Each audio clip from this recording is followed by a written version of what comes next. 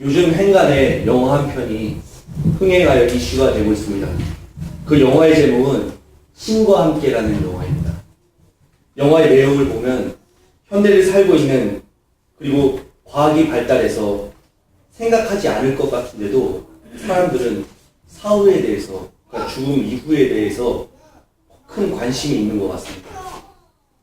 제가 영화를 보지 않아서 정확하게는 내용을 알지 못하지만 본 사람들의 이야기를 빌어 얘기한다면 그 영화의 내용은 이러한 것입니다. 착한 사람은 죽어서 저승에 가게 된다면 심판을 받아서 다시 살아날 수 있지 않을까, 이러한 이야기들을 그려내고 있는 영화라고 합니다.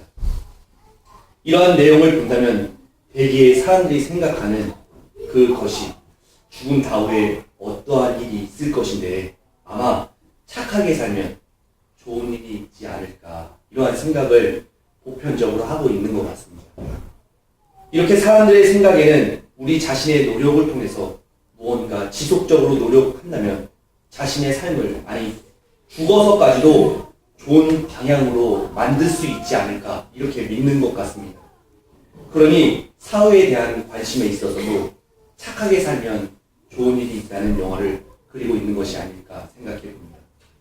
하지만 성경은 그렇게 그려내고 있지 않다는 것이 우리에게 있어서 매우 문제가 됩니다. 우리의 생각과 너무나 많이 다른 이야기를 말하고 있을 때가 많이 있습니다. 그러니 기독교를 믿는 것이 참으로 쉽지 않고 평범한 사람들에게 있어서는 매우 어려운 일이라고 생각이 됩니다. 우리가 저들가 믿지 않는 그 사람들과 같이 노력하고 애쓰면 좋은 일을 만들어낼 수 있다, 이러한 생각의 구조로 같이 생각을 한다면 여기 우리가 이렇게 모여있을 수 있을까, 이러한 생각을 해보게 됩니다. 왜냐하면 매일 강단에서 우리가 선포하여서 말되어지고 있는 말씀들은 신자들의 길이 가는 것이 매우 어렵고 또 험난하고 힘들지만 이렇게 믿음의 길로 꿋꿋이 걸어가고 있는 그 자체만으로 복되고 영광되다, 이렇게 매일 말하고 있지 않습니까? 우리의 현실만 보아도 예수를 열렬히 믿고 잘 믿어보려고 애쓰는데도 우리의 삶을 돌아본다면 여전히 우리는 나아지지 않는 삶을 살고 있지 않습니까? 성경의 여러 인물들의 삶만 보아도 그들은 순탄치 못한 그러한 삶을 살고 있습니다. 오늘 이야기를 하고 있는 이 바울의 삶만 보아도 그 삶이 매우 고대라는 것을 우리가 고린도 전서와 후서를 통해서 바울이 말하고 있는 바만 들어보아도 태형에 당하고 붙잡힌 바 되고 매일 죽임을 당하고 또 죽임을 당하는 위협에 있고 또 동족조차도 배격하는 그러한 상황에 있지 않고 있나요? 우리가 지금 이 자리, 이 교회에서 우리 스스로가 100번 뛰어나가도 이상하지 않을 것입니다.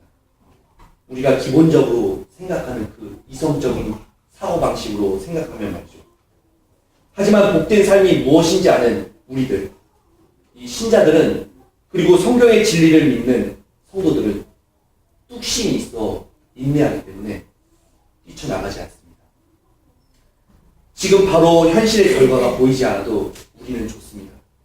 그리고 우리는 성령님이 주시는 지혜와 도우심으로 말미에서 그래서 그 모든 것들이 이해가 됩니다. 그렇기 때문에 오늘날에도 바울과 같이 복음에 대해서 열렬히 세상 사람들에게 선포하고 또 같은 이웃에게 선포하는 일이 있지 않는가 생각해 봅니다. 오늘 읽은 본문의 내용은 바울이 자신의 참된 사도직에 대해서 갈라디아 교회 사람들에게 내가 정말로 진정한 사도다, 이렇게 변호하고 있는 내용을 그려내고 있는 것입니다. 왜 바울이 이토록 갈라디아 교인들에게 자신을 변호할까요? 그것은 지난 시간 말씀인 7절의 말씀을 보면 잘 알 수가 있습니다. 7절 한번 보시겠습니다. 갈라디아서 1장 7절입니다. 다른 복음은 없나니 다만 어떤 사람들이 너희를 교란하여 그리스도의 복음을 변하게 하려 합니다. 이 말씀을 통해서 우리가 알 수 있는 내용은 현재 그 갈라디아 교회에 바울이 말하고 있는 복음과 다르게 또 다른 거짓된 복음이 교회를 혼란시키게 하고 있다고 저기 말하고 있는 바울의 이야기를 보아서 우리가 그 사실을 잘 알고 있습니다. 바울이 사람들에게 말하고 있는 것은 그들이 말하는 거짓된 복음이 바울이 말하고 있는 복음을 혼미케 한다고, 그리고 참된 진리인 그리스도의 복음을 변질을 시키고 있다고 말하고 있습니다. 그렇다면 그 거짓된 사람들이 하는 말이 무엇일까요? 바로 이것입니다. 너희가 구원받은 것, 그것 좋아. 너희가 이방 사람들이지만 구원받은 것 인정해. 하지만 우리가 한 것처럼 해야 하지 않겠냐? 우리가 이전부터 하나님께 받아서 지켜온 그 율법, 그것도 지키고 너희가 하나님의 백성이 되려면 할례도 받아야 하지 않겠냐? 그래야 구원을 성사시킬 수도 있지 않겠어? 이렇게 말을 하고 있는 것입니다. 이 시대의 유대인들의 사상에는 한 가지 강한 의식이 있습니다. 성경도 마찬가지입니다. 그것은 우리가 이미 알고 있는 이스라엘의 그 선민 사상입니다. 그것은 자신들 그 유대의 민족만이 하나님의 백성으로서 부르심을 받았고 그들만이 구원을 받는다는 그 사상입니다. 그리고 그 증거가 되는 그 표식이 할례입니다. 남성의 성기에 표피를 매는 상징적인 일입니다. 그리고 이렇게 표피를 댄 자들만이 하나님의 백성이 되고 그들은 하나님의 말씀인 법도와 질서를 지키는 그 율법을 지키게 되어 있습니다. 그리고 구약 시대로부터 이렇게 이어져 온 이 역사는 길게 이어져 이 바울의 시대까지 내려오게 되었습니다. 그러니 기본적으로 유대인들이 가지고 있는 그 사상은 선민 사상이 뿌리 있게 내려져 있습니다. 그러니 이 헬라인들이 갈라디아에 살고 있는 헬라인, 그러니까 유대인이 아닌 이방인들이 선민이 아닌 하나님이 택하여 백성이 되지 않는 그 사람들이 교회에 들어오고 유입이 되어서 구원받는 상황들을 전혀 이해가 되지 않는 것입니다. 그렇기 때문에 이들이 선민인 유대인과 같이 할례도 해야 하고 그리고 율법도 지키게 해야 되는 것이 이들의 생각이었습니다. 이 일을 칼빈은 의식준수라고 간단히 소개하여 말합니다. 이 의식준수의 일은 복음을 왜곡시키는 일을 만들어냅니다. 기독교 사상에는 그 순서가 우리가 이해해서 넘어가야 되는 순서가 매우 중요한 것들이 많이 있습니다. 이 의식준수의 일도 그 순서가 매우 중요합니다.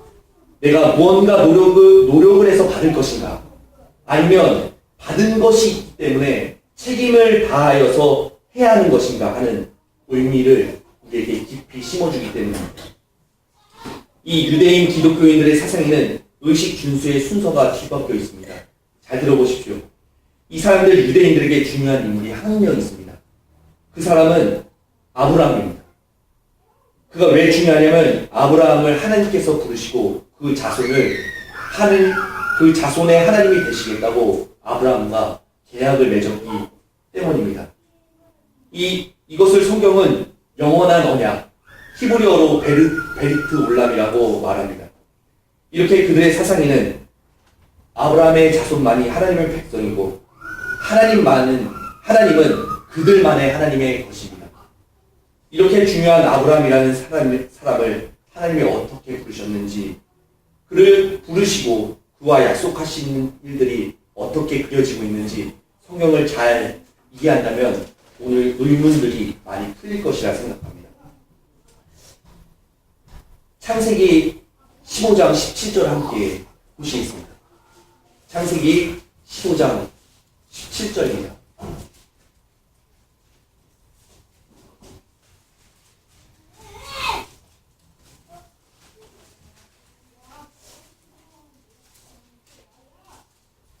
해가 져서 어두울 때에 연기나는 화로가 보이며 타는 횃불이 쪼갠 고기 사이로 지나가더라. 이 내용을 전체적으로 이해하기 위해서는 15장 전체를 읽어보아야 우리가 알 수 있습니다. 그리고 하나님이 이스라엘과 맺은 언약을 이해하려면 우리가 사실 창세기의 전반부터 후반까지 전부 읽어보아야 하거나 아니면 12장부터 17장까지 아브라함과 맺은 언약들이 나타내어진 장면들을 우리가 보셔야 합니다. 하지만 시간 관계상 오늘 말씀의 핵심 주제인 이 15장 17절만 읽어보았습니다. 15장의 전체적인 내용을 보면 아브라함이 자신에게 묵별과 같이 수없는 자손을 나게 하시겠다고 하나님께서 약속을 하십니다. 그리고 그들로 큰 민족을 이루시겠다고 하나님은 약속을 하고 계십니다. 하지만 그 17장에까지 보면은 아브라함이 100세가 가까이 되어서 그러니까 인간의 생식적인 그런 능력이 다 떨어져서 그러니까 남녀가 혼합하여도 애를 낳을 수 없는 그런 상황에까지 이를 때까지 하나님께서는 자손을 주시지 않습니다. 그러자 아브라함은 많이 지치게 됩니다. 그리고 그때마다 하나님께서는 아브라함에게 나타나셔서 이렇게 언약을 맺으십니다. 오늘 15장의 말씀은 이러한 것입니다. 아브라함에게 나타나셔서 재물을 각둬놓고 기다리게 하십니다. 그리고 해가 질 때까지 아브라함이 지칠 만큼 기다리셨다가 그 사이를 밤늦게서야 불꽃으로 지나가십니다. 이러한 행위, 재물을 쪼개놓고 그 사이를 지나가는 그 행위는 당시 고대 사회에 있어서 매우 무서운 계약 행위였습니다. 이 행위에는 그 계약자들에게 약속을 지키지 않으면 이 재물과 같이 너희를 각떠서 쪼개서 죽여도 된다는 그런 무언의 약속이 있는 것입니다. 그런데 그 재물 각든 사이를 아브라함과 하나님이 같이 지나가지 않습니다. 하나님께서 홀로 불꽃과 같이 지나가십니다. 거기에 큰 의미가 있습니다. 그러니까 이 계약, 이 약속을 하나님께서 홀로 하나님 스스로가 지켜나가시겠다. 그러한 큰 의미가 내재되고 내포되어 있는 것입니다. 하나님께서 아브라함에게 처음 나타나셔서 약속하신 12장부터 지속적으로 아브라함과 맺으신 약속에는 아브라함에게 무언가 행위가 요구되어지고 또 그것을 아브라함이 해나가고 있습니다. 하지만 결국 하나님께서 주도적으로 일을 이루어 나가고 계신 것을 볼 때에 결국 아브라함은 무언가 하고 있기보다는 시키신 일을 기계적으로 일하고 있는 것처럼 우리는 그 사실을 보게 되어집니다. 그리고 거기는 하나님이 말씀하신 대로 온전히 하지 못하는 장면들도 있습니다. 하나님께서 아브라함에게 가나안으로 가라고 12장에서 말씀하셨을 때 그는 가나안에 들어가지 못하고 하나님에 멈추었습니다. 그리고 또 기근이 들었을 때도 하나님께서는 아브라함이 가나안에 머물기를 원하셨지만 아브라함은 또 애굽으로 넘어가는 그러한 일을 합니다. 그리고 자손을 주시겠다는 이 중대한 약속에 믿지 못하고 하갈을 통해서 이스마엘을 낳는 실수를 하고 있습니다. 이렇게 이스라엘 자손이 믿는 그 믿음의 조상으로 여기고 그리고 하나님의 그 선민 사상의 근원으로 생각하고 있는 그 자랑스러운 아브라함이 스스로 의로웠기 때문에 하나님의 백성으로 택함을 받지 않았습니다. 그리고 그가 스스로 믿음이 있지도 않았습니다. 오로지 하나님께서 아브라함을 택하셔서 의롭게 여기시고 믿음으로 이끌어가고 계신 것입니다. 이것을 박영선 목사님은 하나님의 열심이라고 말씀하십니다. 지금 바울이 갈라디아 교회와 우리에게 말하고 싶은 것, 이것은 하나님의 열심, 이것입니다. 그렇기 때문에 바울 스스로가 갈라디아 교회 사람들에게 그 하나님의 말씀을 전하기 위해서 이 하나님의 열심을 말하기 위해서 자신의 말에 권위를 부여하려고 이렇게 자신을 변호하고 있습니다. 다시 말하자면 자신이 전하는 복음이 그들에게 신빙성 있게 들리게 하기 위해서 자신을 변론할 필요성이 있는 것이었습니다. 저는 오늘 본문의 말씀에서 바울이 스스로를 변론하고 있는 것에도 너무 멋있게 변론하고 있다고 생각합니다. 그 변론의 두 가지를 보시면 13절과 23절을 보셔야 합니다. 제가 읽어드리겠습니다. 13절입니다. 내가 이전에 유대교에 있을 때 행한 일을 너희가 들었거니와 하나님의 교회를 심히 박해하고 배열하고 내가 내 동족 중에 여러 영갑자보다 유대교를 지나치게 믿어 내 조상의 전통에 대하여 더욱 열심히 있었으나 그러나 내 어머니의 태로부터 나를 택하시고 그 은혜로 나를 부르시니까 그의 아들의 이방에 전하기 위하여 그를 내 속에 나타내시기에 기뻐하셨을 때 내가 곧 혈육에 일어나지 아니하고 23절입니다. 다만 우리를 박해하던 자가 전에 멸하려고 하던 그 믿음을 지금 전한다 함을 듣고 나로 말미암아 하나님께 영광을 돌립니다. 이 단락의 말씀을 본다면 바울이 말하고 있는 것이 자신이 예수를 따르는 자가 되기 이전에는 잘못을 저질렀을 때의 이야기들을 하고 있다는 것을 볼 수가 있습니다. 바울은 자신이 예수를 믿는 자들을 핍박하고 그리고 기독교를 파괴하고 있는 자라고 자신을 설명합니다. 참으로 수치스러운 일이지 않겠습니까? 전도자가 스스로를 지키려고 노력하는 것, 그거 이전에 자기가 파괴하는 자였다. 내가 전하고 있는 예수를 내가 핍박하는 자였다. 이렇게 드러내는 것은 바울에게 있어서 매우 수치스러운 일이 아닐 수 없습니다. 그러나 자신이 변화된 것, 전적으로 하나님의 은혜가 아니고서는 일어날 수 없다는 것, 그렇지 않고서는 반대편에 서 있던 내가 회심할 수 없었다는 것, 그것을 가장 잘 드러내기 위한 일이 자신의 수치를 드러내는 일이라는 것을 바울은 너무나도 잘 알고 있었다고 생각합니다. 그리고 15절의 말씀에서 말하고 있는 것처럼 자신이 어머니의 태로부터 택정하신 것을 통하여 사도직을 맡은 것이지. 바울 스스로가 사도직을 감당할 만한 노력을 하였다든가 자신이 이러한 직분을 맡을 만한 자로 하나님께서 보셨기 때문에 자신을 사도로 임명하셨다는 것이 아니라 다만 하나님께서 작정하셔서 그 작정하신 바를 우리에게 완성하기 위하여 하나님의 뜻으로 택하심을 받은 것이라고 밝히려는 바울의 의도가 있습니다. 바울은 이 의도를 통해서 우리에게 말하고 싶은 것은 다른 방법으로는 도저히 무익한 자가 될 수밖에 없는 우리가 너무나도 감사하게 하나님의 섬기는 일을 맡았기 때문에 그렇게 하셨기 때문에 하나님의 은총을 찬양하며 성도로서 책임을 다하는 일이 매우 당연하다는 것을 갈라디아 교회와 우리에게 말하고 있습니다. 지금 이 시간에도 여러 교회 강단에서는 인간이 노력한다면 무언가 될 수 있지 않을까 그 교리를 가지고 말씀이 전해지고 있습니다. 그들이 잘못하고 있는 것은 순서입니다. 그들이 말하고 있는 바도 우리와 많이 다르진 않습니다. 예수님께서 우리를 위해서 돌아가시고 그것으로 인해서 구원받는다. 이것을 보면 우리의 형제가 틀림없습니다. 하지만 미묘하게 다릅니다. 그것이 무엇이냐면 그 구원에 우리가 한몫해야 하지 않을까 이러한 생각들을 하고 있다는 것입니다. 우리가 의로워서 하나님은 우리를 부르신 것이 아닙니다. 과거로부터 기독교가 지속적으로 이렇게 말하였던 것은 세속적인 사상입니다. 우리를 의롭게 하신 은혜가 있었기 때문에 그 지난 시간 목사님께서 말씀하신 것과 같이 책임 있는 삶을 우리 신자들이 살아가는 것입니다.